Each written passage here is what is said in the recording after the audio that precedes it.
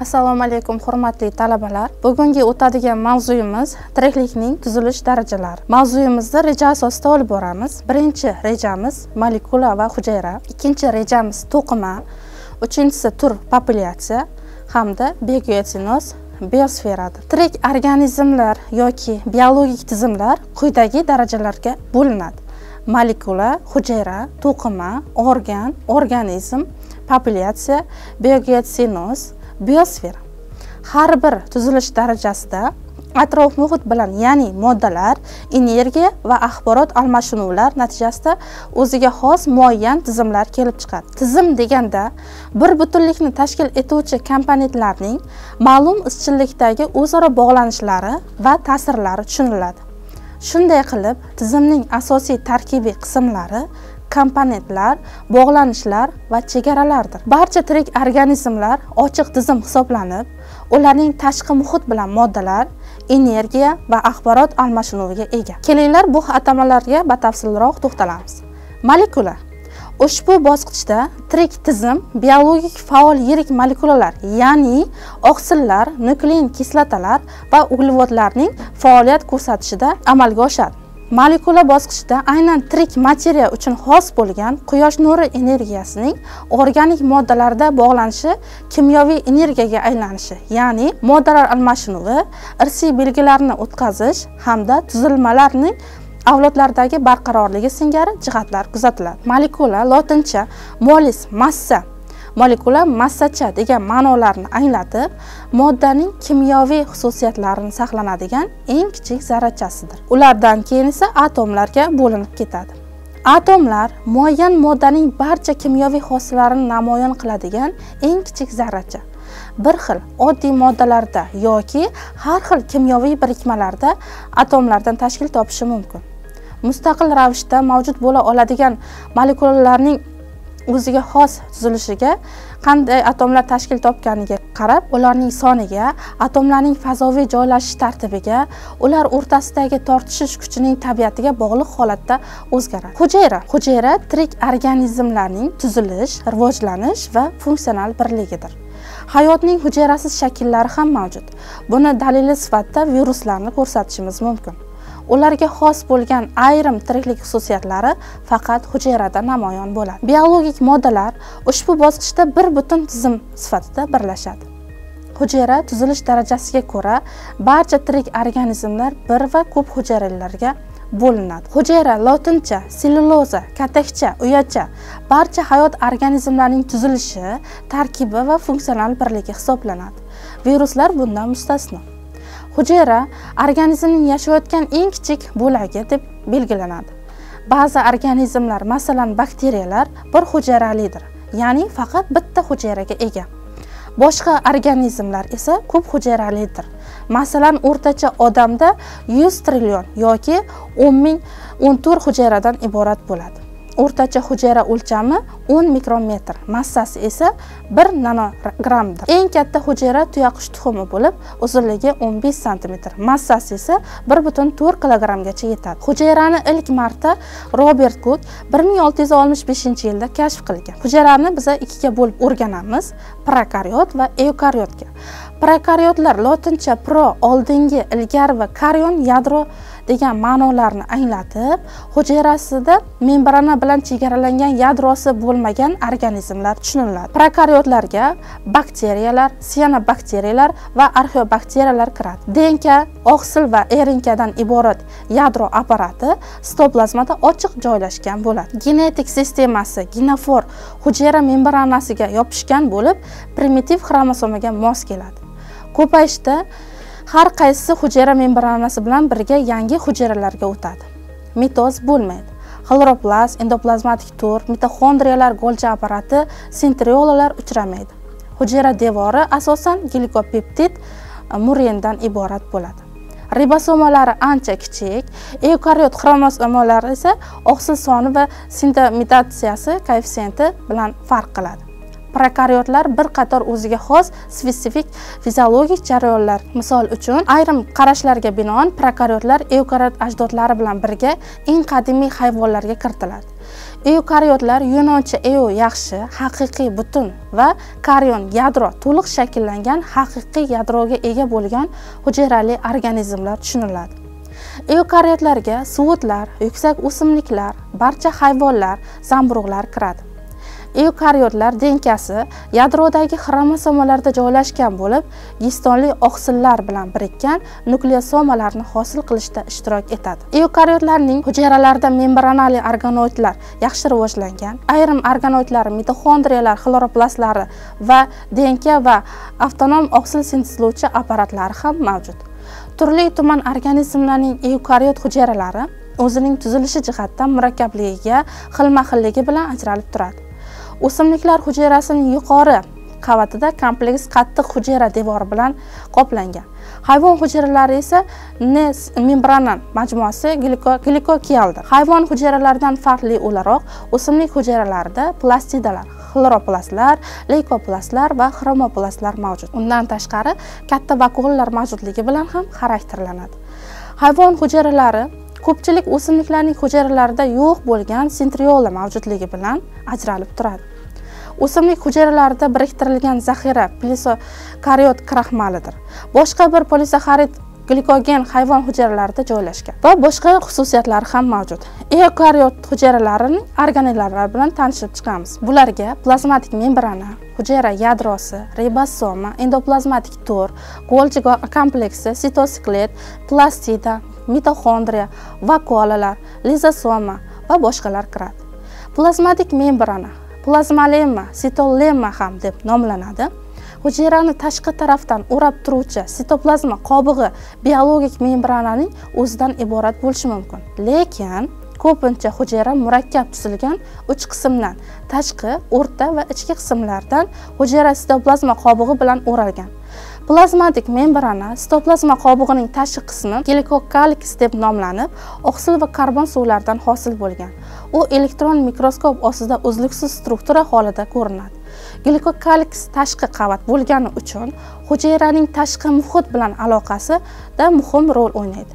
Glikokaliks zonasi turli hujayralarda farqlanadi. Ba'zi bir hujayralarda glikokaliks moddalarini parchalovchi fermentlarga boy bo'lsa, boshqa hujayralardagi glikokaliksning hosil qiluvchi glikoproteinlar immunologik xususiyatga ega bo'ladi. Plazmatik membranaga kimyoviy tarkibiga ko'ra yog'lar, oqsillar, uglevodlar va juda oz miqdorda boshqa organik birikmalar kiradi.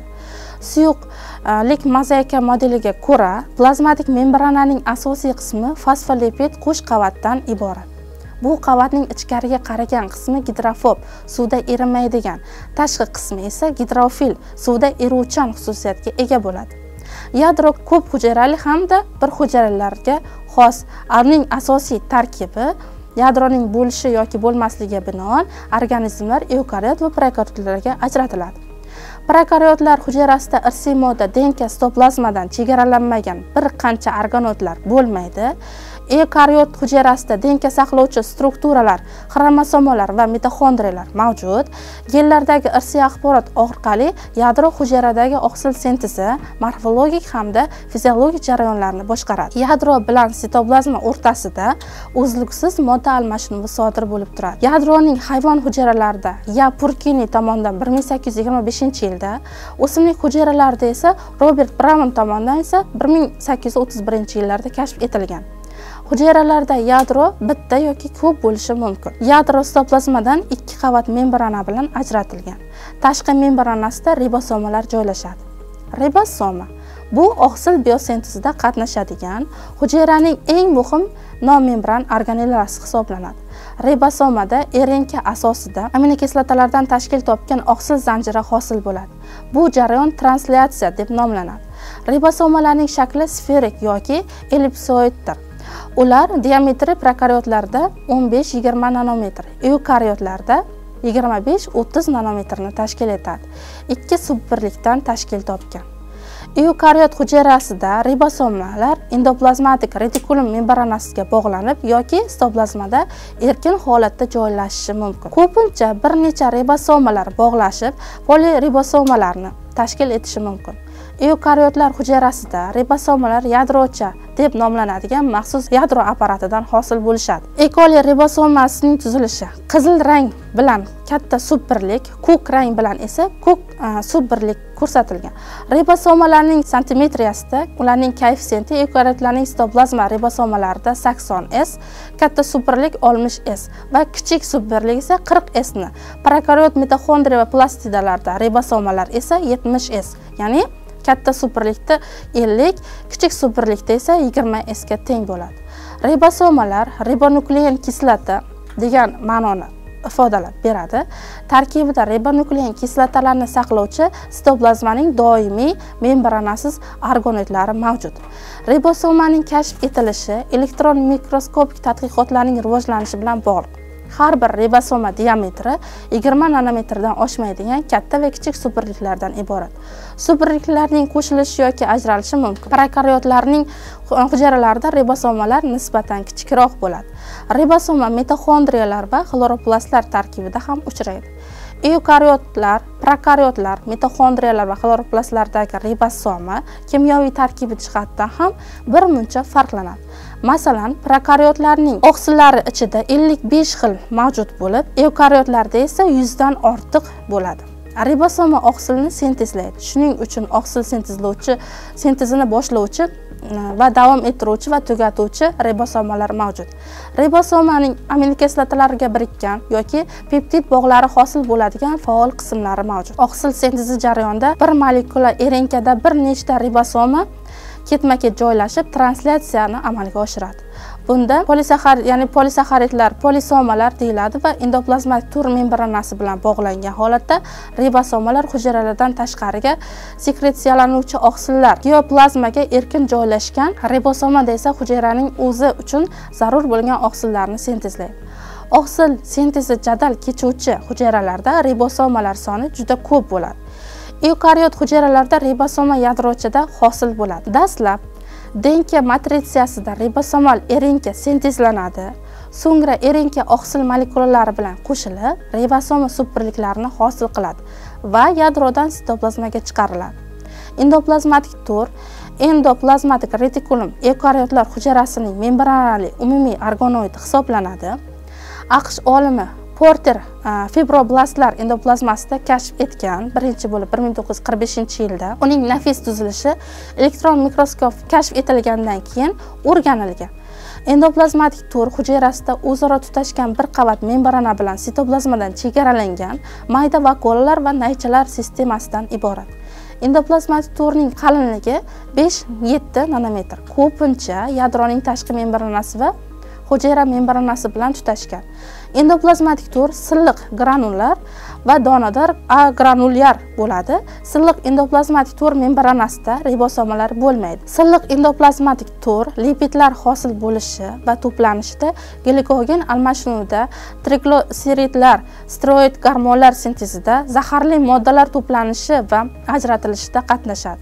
Muskul tolalaridagi silliq endoplazmatik tur sarkoplazmatik turni hosil qiladi. Bu tur sarkoplazmatik ionlari ortib borishi va uning chiqarilishi va to'plashi orqali muskullarning qisqarishi va bo'shashini boshqarib turadi. Donador endoplazmatik tur membranasi ribosomalar joylashgan naychalar va yassi qobiqchalardan iborat. Donador endoplazmatik tur membranalariga birikkan ribosomalar kompleksi poliribosomalar oqsillar sintezlanadi. Sintezlangan oqsillar Golgi kompleksida to'planadi yoki hujayradan tashqariga chiqariladi. Sintezlangan oqsillar dastlab donador endoplazmatik tur naychalariga tutishib, u yerdan aktiv sarfi hisobiga hujayraning boshqa qismlariga tashilishi yoki naychalarda to'planib modifikatsiyaga uchrashi mumkin. Donador endoplazmatik tur oqsil sintezlaydigan organlar me'da osti bezi, so'lak bezlari va boshqalarda ko'proq uchraydi. Hujayrasida ko'p bo'ladi va ixtisoslashgan murtak hujayralarda bo'lmaydi. Keyingisi Golgi kompleksi. Golgi apparati plastinkasimon apparat hamda eukaryot hujayralar uchun xos organoid hisoblanadi. Golgi kompleksini birinchi bo'lib Golgi 1898-yilda nerv hujayralarida kashf etgan. Strukturaviy va funksional birligi diktiosoma hisoblanadi. Hujayrada Hujayra sitoplazmasida bir-biri bilan umumiy tur orqali bog'langan 20 ga yaqin diktiosomalar bo'ladi. Golgi kompleksi ko'pincha sentriollarni o'rab turadi va hujayraning Golgi kompleksi joylashgan qismida ribosomalar deyarli bo'lmaydi. Sekretar hujayralarda Golgi kompleksi hujayraning apikal qismida joylashadi. Funksiyasi oqsillarni modifikatsiyalash, glukozalash, sulfatlash, fosforlash, qisman polipeptid zanjirlarni parchalash va boshqalarni o'z ichiga oladi. Ajratilgan mahsulotlarni granular holatda taxlash, ayrim polisaxaridlarni sintezlash, hujayra membranasining hosil qilish, lizosomalarni sintezlash, oqsil membranali pufakchalar ichida endoplazmatik turdan Golgi kompleksiga o'tadi. Golgi kompleksida ulardan murakkab oqsillar, lipoproteidlar, mukoproteidlar, mukopolisaxaridlar hosil bo'ladi. Tayyor mahsulotlar pufakchalarda to'planadi. Pufakchalar diktiosomalar uchidagi xaltachalardan sitoplazmaga chiqib, u yerda to'planadi yoki mikronaychalar orqali hujayradan tashqariga chiqariladi. O'simlik hujayralarida Golgi kompleksi hujayra devori tarkibiga kiradigan gemitsellyuloza va pektinni sintezlaydi. Polisaxaridli shilimshiq modda sintezida ishtirok etadi. Bir hujayrali hayvonlarda Golgi kompleksi elementlari qisqaruvchi vakuollar hosil qiladi. Golgi kompleksi granulositlar uchun granulalarni va spermiylar akrosomalarni shakllantiradi. Hujayra bo'linishida Golgi kompleksi alohida diktiosomalarga ajralib ketib, yangidan hosil bo'ladigan hujayralar o'rtasida tasodifan taqsimlanadi. Sitoskelet barcha hujayralar sitoplazmasida mavjud bo'lgan bakteriya va arxedan tashqari oqsil filamentlarning murakkab turini sitoskelet murakkab jarayonlarda qatnashuvchi, boshqaruvchi murakkab tuzilma bo'lib, 3 qismdan mikronaycha, mikrofilament va oraliq filamentlardan tuzilgan. Ushbu organellarning vazifalaridan foydalanib turli kasalliklarga ta'sir etishi mumkin. Masalan, kiprikchalar va xifchillar harakati mitoz va meyoz jarayonlarining yallig'lanishida harakatlanadigan qon hujayralarining harakati, nerv sistemasidagi impulslarning o'tishi, mikrotubulalar asosan sitoplazmada topilgan va u yadroda yaqin qismda hosil bo'lib, periferiyaga tarqaladi. Plastidalar yunoncha plastos shakllangan degan ma'noni bildirib, asosan avtotrof o'simliklar hujayrasining pigmenti hisoblanadi. Organik moddalarning sintezini amalga oshiradi.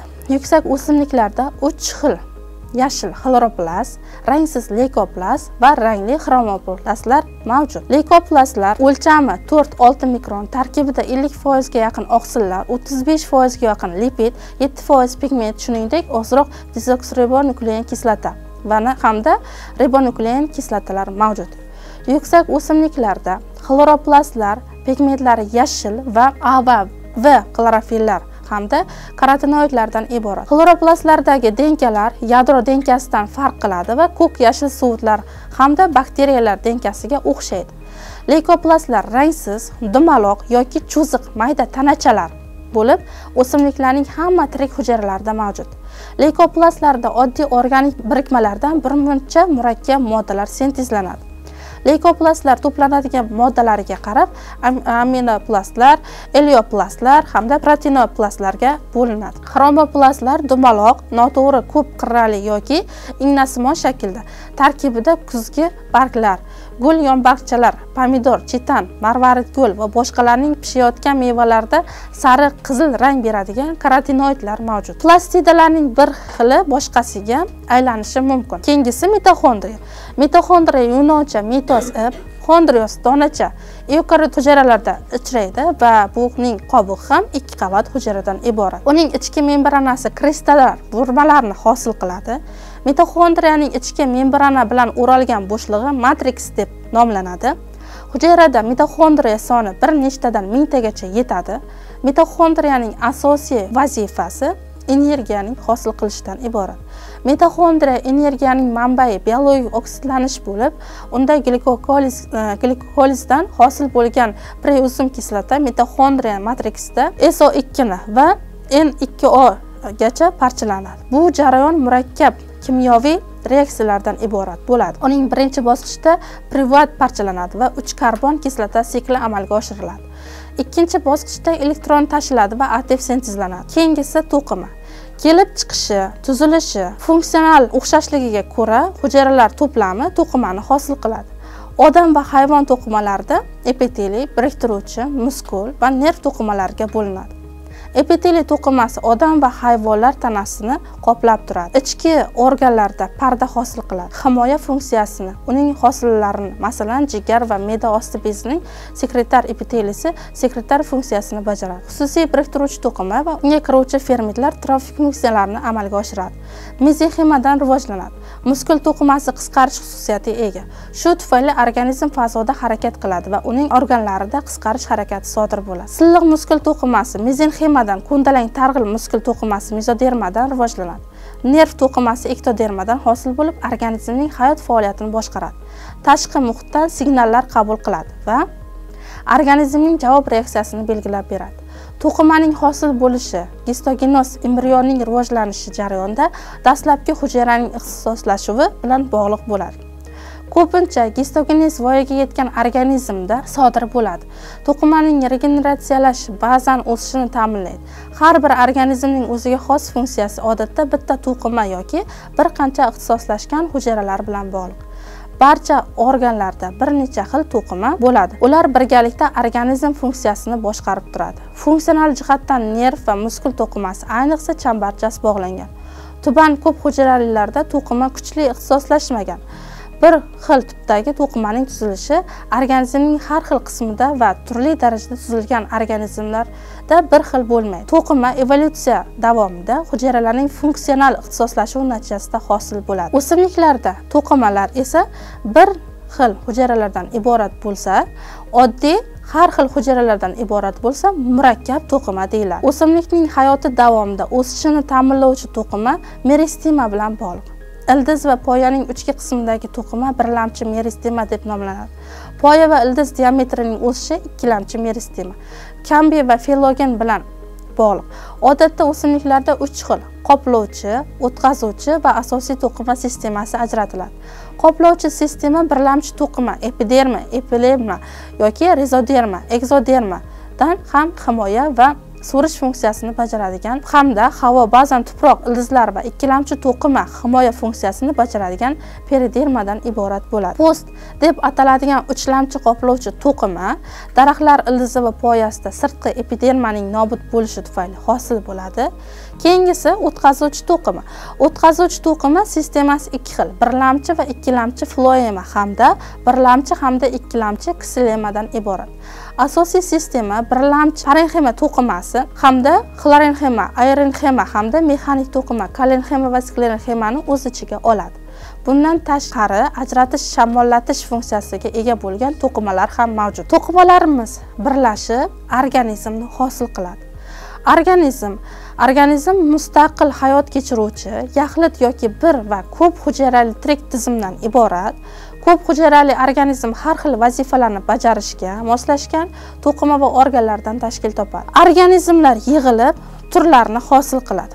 Turlar esa populyatsiyani hosil qiladi. Populyatsiya kelib chiqishi, yashash sharoiti va hayot tarzlari bir xil, o'xshash organizmlarning yig'indisidan iborat. Ushbu bosqichda dastlabki evolyutsion o'zgarishlar kuzatiladi. Biologiyada populyatsiya lotincha populus guruh, uyushma, xalq degan ma'noni bildirib, erkin chatisha oladigan yoki chatish imkoniyatiga ega bo'lgan aniq yashash arealini egallagan hamda ma'lum darajada zamon bilan makonda bir-biriga o'zaro ta'sir ko'rsatadigan organizmlar guruhi tushuniladi. Populyatsiyadagi genetik o'zgarishlar turlarning kelib chiqishi, yangi o'simlik navlari, hayvon zotlarini yaratish va boshqa asosni tashkil qiladi. Populyatsiyalar yig'ilib biogeosinozni hosil qiladi. Geo bu o'sha umumiy degan ma'noni bildirib, yer yuzining muayyan bir qismi doirasida shakllangan tabiat sistemalarining o'zaro bog'langan va bir-birini taqozo etadigan murakkab majmua hisoblanadi. Jami biogeosinozning organik moddalar va energiyaning potensialini yaratuvchi yashil o'simliklar biogeosinozning asosiy komponenti hisoblanadi. Biogeosinozning tabiatdagi eng murakkab sistemalardan biri hisoblanadi.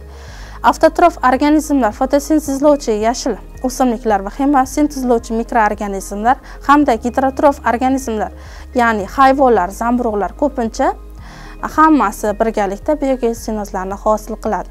Biogeotsinozning tirik komponentlariga atmosferaning Yerga yaqin qatlami, undagi gaz hamda issiqlik resurslari, quyosh energiyasi, tuproq va uning suv mineral resurslariga ega jonsiz komponentlari ham kirib ketadi. Biogeotsinoz bir-biri va atrof muhit bilan o'zaro munosabatda bo'ladigan organizmlarning populyatsiyalari biogeotsinozlar deb ataladi. Biogeotsinozdagi hayot jarayonlarini tashqaridan keladigan energiya ta'minlagani uchun uni ochiq, o'z-o'zini boshqaradigan sistema deymiz.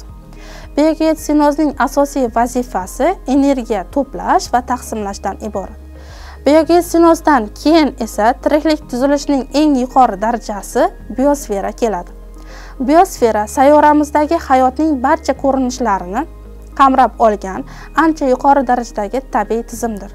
Biosfera Yerdagi turli-tuman hayot ko'rinishlarini qamrab oladi. Biosfera bosqichida sayyoramizdagi tirik organizmlarning hayot faoliyati bilan bog'liq ravishda barcha moddalar va energiyaning davriy aylanishi kuzatiladi. Shuning bilan bugungi mavzuyimiz tugadi. Rahmat, salomat bo'linglar.